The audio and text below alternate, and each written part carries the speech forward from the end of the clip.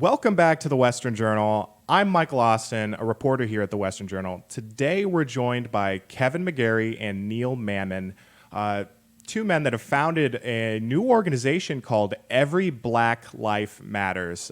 Kevin and Neil, thank you so much for joining us today. Thank you for having us, Michael. It's a pleasure to be here. Yeah, so just to get the ball rolling, what is Every Black Life Matters and what led you to founding this organization? Well, Every Black Life Matters was actually started because we, both Neil and I, and really everybody saw the violence, the outrage, the property destruction, the hatred, all that happened over this past summer with George Floyd.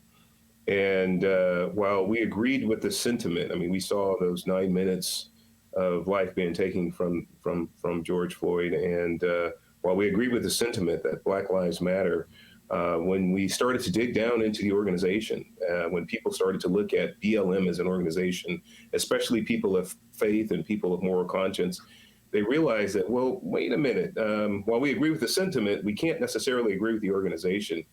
So Neil called me, and Neil has been a partner with me in discipleship and ministry for years. And IT, we're both IT guys, so we've been working together in one capacity or another for probably close to a decade now. And he called me and says, "Hey, Kev, I think that we need to pray about maybe doing something to help calm, bring peace, bring unity, bring real reconciliation around these issues." And let's just pray about what the Lord would have us do. So we went away. 2 days later, we came back together and we decided to start Every Black Life Matters. There's really some critical distinctions with what we do and what BLM does. Fundamentally, Every Black Life Matters actually is an organization that puts sort of leftist, progressive political activists on the defense. And the reason why is this: Black Lives Matter is a overriding sentiment, but Black lives really can't matter until such time that every single Black life matters. So we take it a level granularly and we say, look, for us, every single Black life matters from conception to the grave. Every phase of Black life matters to us. Every plight, every barrier in Black life matters to us. BLM as an organization, they're strictly about police brutality, and more importantly, they're strictly about white on Black, white police on Black citizens, police brutality. And that's a very, very, very narrow focus of Black life. So we needed an organization that was God honoring, faith honoring, moral, and nonviolent. So people who agreed with the sentiment that indeed Black life does matter, we need to begin to address the systemic issues, the systemic plights as barriers in Black life. We can't agree with BLM in that regard. We agree with Every Black Life Matters, and that's why we're here. Yeah, so what resources, what services are you guys offering to help kind of achieve these goals? Well, okay, so first of all, you have to understand our pillars. Our pillars are very simply real justice from the womb to the tomb, school choice, fatherhood initiatives. Help me out, Neil. I don't have all of the pillars in front of me, but there's free markets and capitalism, nonviolence. Yeah. Yes. And so the services that we offer are around those fundamentals. And the reason why those fundamentals are important to Black life is because, if we're sincere about Black life, we would be sincere about the strategic, purposeful Black genocide going on in the Black community. We would be sincere about stopping that systemic racism that's being perpetuated by Planned Parenthood and abortionists around the country in order to eliminate Black life. It's systemic, it's purposeful. They agreed. They came out last July and said, yeah, fundamentally, we have been targeting Black communities for extermination. This is Margaret Sanger's words, the founder of Planned Parenthood. So this is a real issue that we need to address.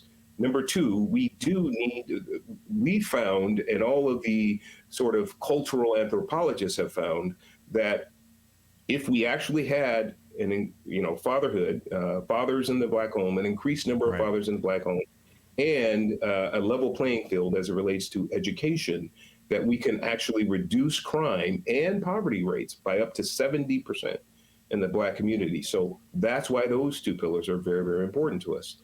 The other thing that we've found is that free markets and capitalism are actually the number one solution worldwide. So this is not done in a vacuum, just here in the United States, and then we make some sort of grandiose claims about capitalism. We're talking worldwide over centuries. What we found is capitalism is the number one way that we can bring people out of poverty and make them productive with the skills, talents, and abilities that God put in them. And so this is why we stand on free markets. And then lastly, we think it's important to follow Dr. Martin Luther King's dream, Frederick Douglass's dream, Booker T. Washington's dream, that look, nonviolence is a way that we could begin to change hearts and minds. We can go down the violent road, but it always ends up violent and more divided. And so nonviolence is also a key pillar. So we basically train on those things. We actually have something that we just designed specifically for churches, because so many of our churches and seminaries are being swayed by this demonic theories called critical race theory, Black liberation theology, social justice, gospels.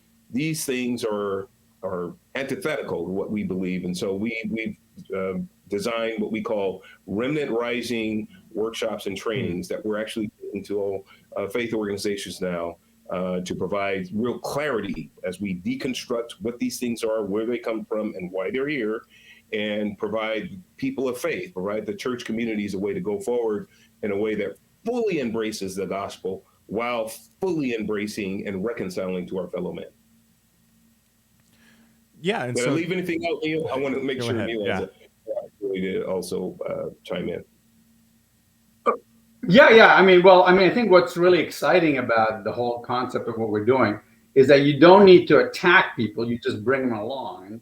And it's the beauty of the idea is that we decided that we want to use something called Aikido. Now, if you understand the Japanese martial art, Aikido is where you take the energy of your opponent and you deflect it and you direct it to your purposes.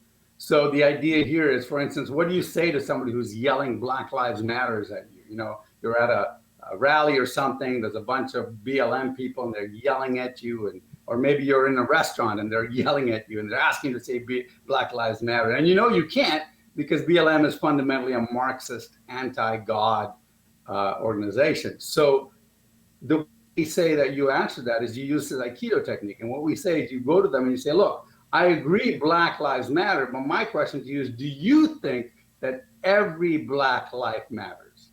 Now, what are they going to say? They can't say no. They have to say, yes, every Black life matters. So then you ask them, well, what about the fact that 70% of young Black kids are born in a house without a father? And we know that fatherhood is necessary, is critical for avoiding drugs and violence and for good educational choices and for growing up healthy. Do those Black lives matter? And of course, they're going to have to say yes. And then you turn to them and you say, well, okay, let me ask you one more question. What about school choice? I mean, did you know that inner city kids are forced to go to schools that have drugs and violence and gangs? And as a result, the literacy rate in the African American community is down to something like 18%. And remember this, before segregation was lifted, before the Civil Rights Act, African American literacy rate was as high as 70%. It's gone down. Well, do those Black lives matter? Do those young Black kids deserve the choice of picking a good school out of their district, out of their drug-infested district? Do those Black lives matter? And of course, they're going to have to say yes. And then you ask the final thing. You say, well, let me ask you this. Did you know that 36% of all African Americans have been killed before they were born? They were killed in the womb. It would be actually 36% more African Americans. If you want to do a genocide and kill all African Americans, that's where you'd start. So do those young, unborn African Americans, do those lives matter? And of course, what are they going to say? Yes, they have to say yes if they believe Black lives matter. So what you're saying is, well, in that case, you agree with us. You've just upped the ante. You said come on over to our side. And every time we've used this, they've been left speechless. In one case, I actually had our BLM badges and I handed them out to them and they actually put them on. So I think it's a very powerful, very exciting way to approach in a non-violent, non-aggressive, but just saying, hey, we agree, come on over, be on our side. I think for a lot of conservatives like me, it's really encouraging to see an organization like yours pop up, because there are issues within the Black community, and we should be finding new ways to help them. And then Black Lives Matter comes out, and they start supporting all of these policies that are going to keep members of these communities from gaining more market skills. They're going to, keep the families from being more intact. So yeah, in fact, I'd love if you look at that. Sorry, if you look at their statements, their policies and their beliefs, and they've removed some of them now because they realized it was bad publicity, but they were against the nuclear family. They were against the fatherhood in the home. It was supposed to be all transgenderism or non-genderism. They were for the government taking care of people. They're against free markets. All these things are actually making things worse. In fact, here's what I worry about. Here they are, they're going to go rioting and protesting, and they're going to implement these policies because the government right now is going to do what they want. And in 10 years from now, things are going to be worse, not better. And that point, who are you going to bring? Yeah, and I love that Aikido comparison, because I'm reading through your website, there's a lot of that, like how you guys kind of turn the phrase systemic racism. And typically, Black Lives Matter defines it as sort of this system of institutions and invisible forces that props up whites and puts down blacks. But really, what you guys talk about is, Planned Parenthood was designed to target Black communities, to keep Black communities from reproducing. And there are just all these other forces that you've talked about, supporting policies that keep these communities from gaining market skills, keep them from having intact families. So, yeah, that's so encouraging. I just do have to say, just to find an organization like this is really encouraging. And one of the reasons for that, I think, is that conservatives, to me, have been failing at reaching out to these communities. I think lots of churches, lots of Christians have done a good job. But in terms of, conservatives, when we're talking free market values, I think a lot of times Republicans and conservatives look at Black communities and they say, well, they're not voting for us, so we're just going to throw them to the side. Let's get the votes we can get, and let's not even tell them about our values. Do you guys think that, in some conservative circles, people have sort of been neglecting these underserved communities? Absolutely. So I could talk from experience. So I'm the chairman of the Frederick Douglass Foundation of California. I also serve as an executive on the Douglass Leadership Institute. These organizations are conservative. The Frederick Douglass Foundation is a conservative chapter-based Republican organization. We cover probably over 20 states now with our chapters. It's led by Minister Dean Nelson, who's our national chairman for the Frederick Douglass Foundation. And then Douglass Leadership Institute is a C3, an educational institute where we go and we talk about policies specifically within these communities and try to bring these communities along. So ultimately, when they connect with the policy, then they could vote differently. But both of those organizations, we've made many, countless attempts to actually engage very resourceful conservative and Republicans to come alongside and help us get our message out so we can do the hard work. We're committed to going into these communities and actually doing the work. And we've met with, that's really not a sweet spot. And we tell them, we understand it's not your sweet spot. That's why we're here. We're here to do the hard work. And still there's this reluctance, there's this resistance. They would much rather continue to give to the pockets of the political advisors that they've had since Reagan and continue to throw money down the drain, while right now we have a complete demographic shift by 2030 and 2040, and it's going to even accelerate if our current installed president actually has his way with, providing amnesty to 20 million, up to 20 million more undocumented. It's going to accelerate even 40, where the majority are going to be Black and brown communities that are going to be doing the voting. Now, we're completely unprepared as conservatives to deal with that. We've declined to actually talk about key messaging and tenets for those specific communities, those specific demographics, and we're going to be left in the lurch in just a few years.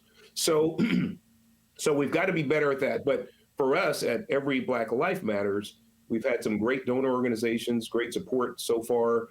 We'd like to extend that. We'd love for good conservative, God-fearing people to come alongside of us and help us. Because here's the other thing that is really insidious and diabolical, and it's catching up to everybody. Everybody is being touched by this at the moment, and that is critical race theory, and its fundamental, principles. Although there are no real principles to CRT, but the fundamental principle is touching everybody. If you're a docent at a museum, for instance, you could be taking racist training that completely erases notable figures like George Washington. And I'm speaking from experience. I know a particular docent.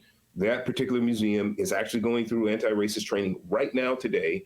And when they come to the George Washington and Martha portrait, they say this was a plantation owner and a slave owner.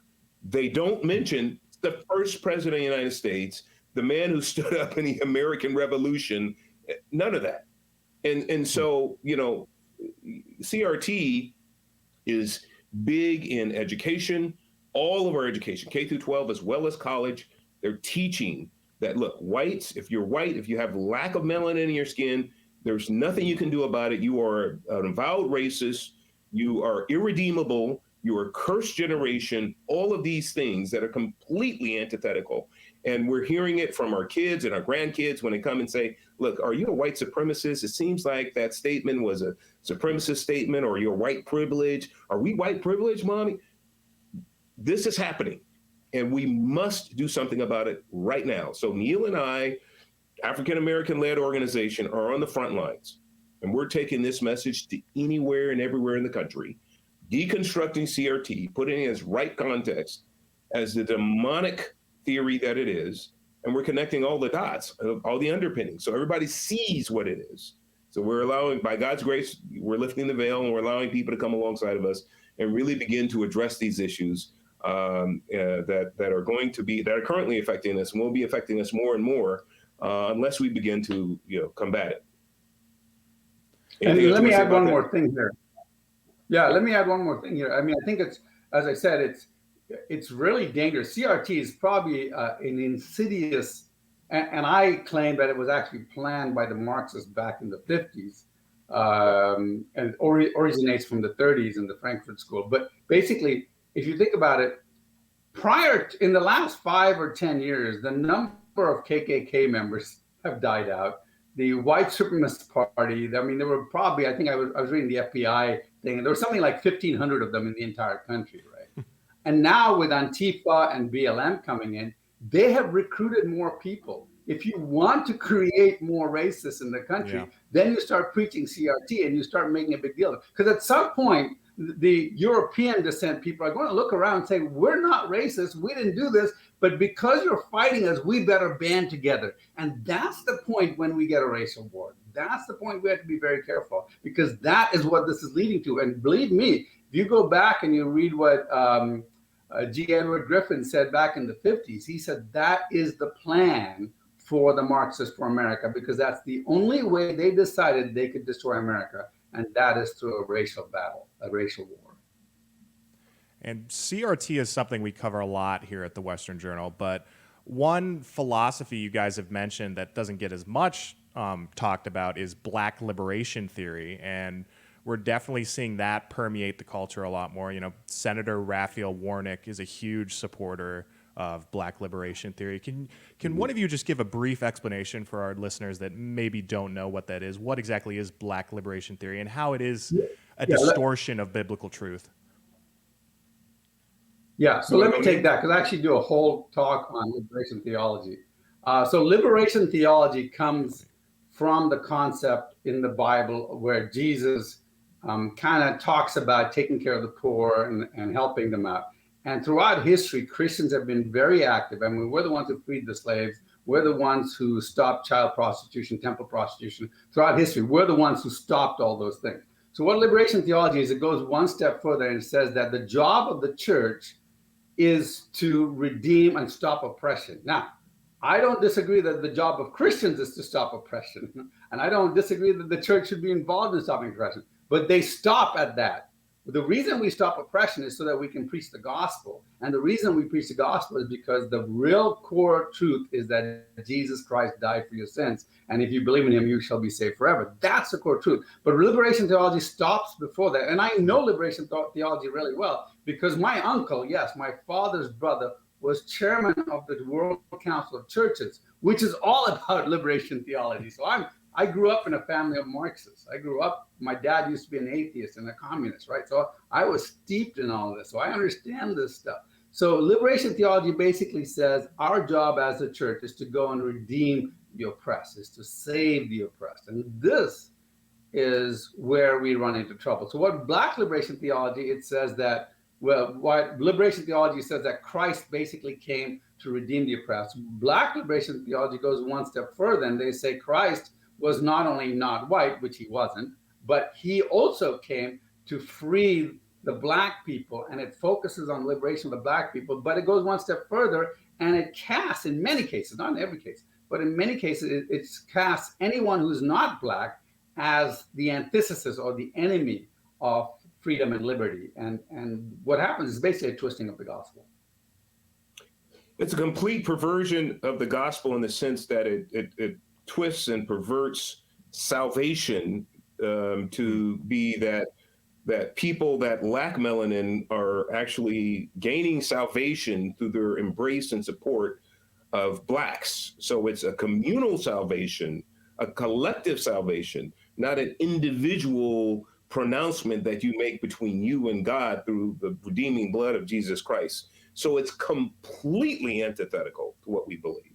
It is, and it was popularized. James Cone went to South America, and he was perceived as a modern day theologian, Black theologian. He went to South America, got fully indoctrinated in South American Marxism, came back, labeled this Black liberation theology.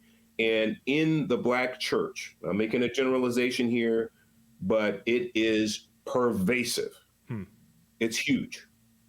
And so we're faced with a lot of Black churches fully embracing a doctrine of demons, a gospel that is completely irredeemable and should be rejected, and actually preaching the accoutrements of this theology over the pulpit. So, and if we understand the gospel, if we understand Galatians 1:8 and 1:9, Paul speaking to the church of Galatia, and he says, look, even if angels from heaven come to you and give you another gospel, one iota of a different gospel than what we have preached, they are cursed to hell. So here's the problem. When we begin preaching these melded doctrines, CRT, Black liberation theology, social justice, and we start to meld it into the truth of the gospel message, we're literally not only cursing ourselves, but we're cursing our parishioners. And that's not me saying that. That's the word of God that tells us that. So we need to really be serious about this. The reason why, in my opinion, we're not seeing all these great things that I used to see in Pentecostal church when I was growing up. You know, demons being cast out, people being set free, people being healed supernaturally and miraculously. And I think a lot of that we haven't seen that recently. Could be COVID, but a lot of it as well is we're not really fundamentally standing on the primacy of the gospel of Jesus Christ. We're mixing these other theologies in, and we don't have the capacity then to work and the gifts, the fullness of the gifts of the Spirit in that regard. I don't know if that makes sense to you, Michael. But. Oh, yeah, absolutely. And that's fantastic that you guys are combating that directly in the church. That's about all the questions we have today for you guys. Are there any final thoughts you'd like to leave with people interested in your organization? Here's what I would ask. We are doing the work. We are here to combat culture. We're here to, as much as God will allow us to combat reprobate theologies as being preached in our churches. And right now, as far as I understand, we're the only, African-American led. The reason why I say African-American led is because literally Neil is African-American as well. And that's a whole nother story. He was born in Ghana, immigrated to the United States. So he's a modern day African-American, if you can believe that. And ethnically, he's Indian, but he's African-American. So we're the only African-American led organization that I'm aware of that's literally going out and pushing back with these very controversial subjects within our church communities and doing the hard work. There's a lot of great organizations that are Black-led and conservative and all of that, but they don't necessarily have the capacity to go out and do the workshops and trainings that we do.